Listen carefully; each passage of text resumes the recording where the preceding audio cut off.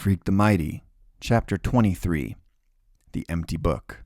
They won't let me visit him the first day, and Graham says I'll just have to be patient and let the doctors do their business, but I can't stand just sitting around, so I decide to walk over to the hospital, which Grim says is miles and miles, but suit myself. I know how to get there because Freak and I went yonder that way once, so he could show me the medical research building. It's not the same, though.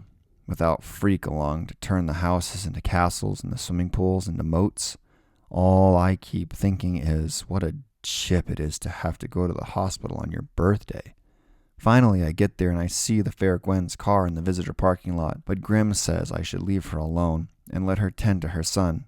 So what I do is go around back to the medical research building and find this stupid little tree I can sit under. I have that old ornithopter bird with me, and I'm winding it up and flying it around, figuring maybe Freak will get a chance to look out the window and see it flittering by. That's my plan.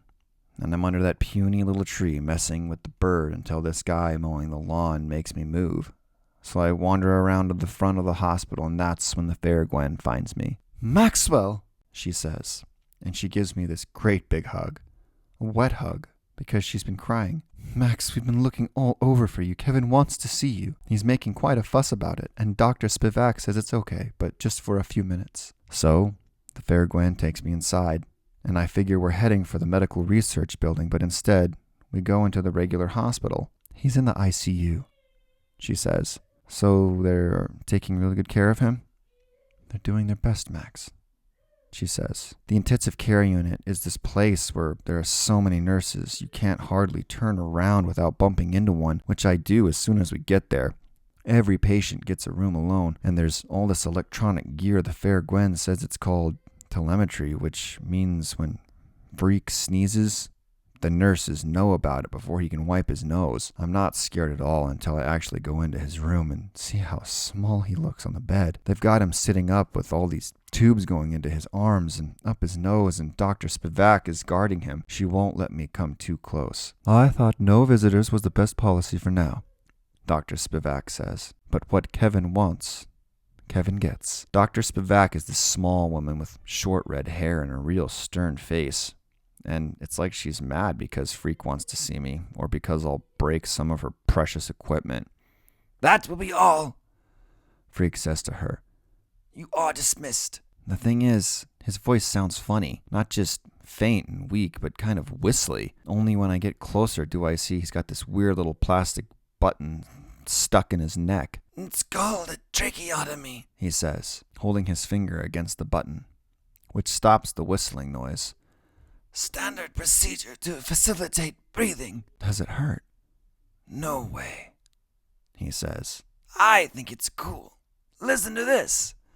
Then he plays with his finger against the button, making his throat whistle a tune, which he says is the theme from Star Trek, although you can hardly recognize it. "So when do you come home?" I ask. Freak can't move much the way they've got him set up in the bed, so he sort of shakes his eyes instead of his head. "I'm not coming home," he says. "Not in my present manifestation." I go, "What?" "The bionic unit is on red alert," he says. "Tonight, they'll take me down there for a special operation. The next time you see me, I'll be new and improved." "I'm scared," I say. "Don't be a moron," he says. "You're not the one having surgery." I still wish they wouldn't. "Don't argue with me," he says. I have to lean close to hear him because his voice is so small and whispery. He goes, "If you argue with me, I'll get upset, and they can tell on the telemetry. Then you'll get in trouble." So I just stand there like a lump and don't say anything for a while. I put the ornithopter on the foot of the bed, but I don't think he notices. "See that book on the table?" he asks. He can't point, but I see the book on the table. "Open it," he says. The book reminds me of the dictionary he gave me for Christmas. Except, when I open it, all the pages are blank. "That's for you," he says. "I want you to fill it up with our adventures." "Huh?" Write it down, dummy. I was going to do it, but now it looks like I'll be busy getting used to my new bionic body. It'll probably take me weeks just learning how to walk with long legs. I put the book down. You're the one with the brain, I say. I'm the long legs. Don't get me upset, he warns. I won't have the time, so you'll have to do it.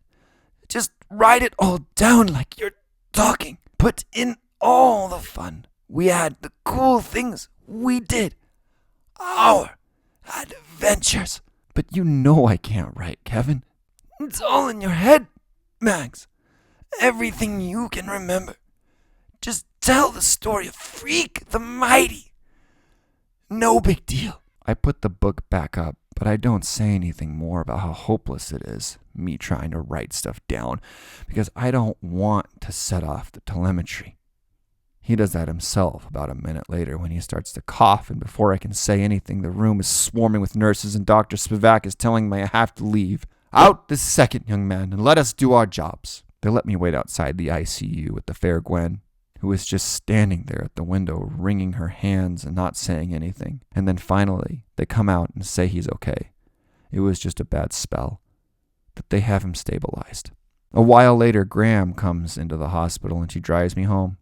Nobody talks much at supper that night, except when Graham opens his big mouth and says, "Poor Gwen looks like she's in terrible pain." I go, "Poor Gwen? She's not the one having the special operation." Graham and Graham just look at each other like they can't believe I'm so dumb. And finally Graham says, "Maxwell, dear, make an effort to eat your vegetables." That night, I put the empty book in the pyramid box for safekeeping and for good luck.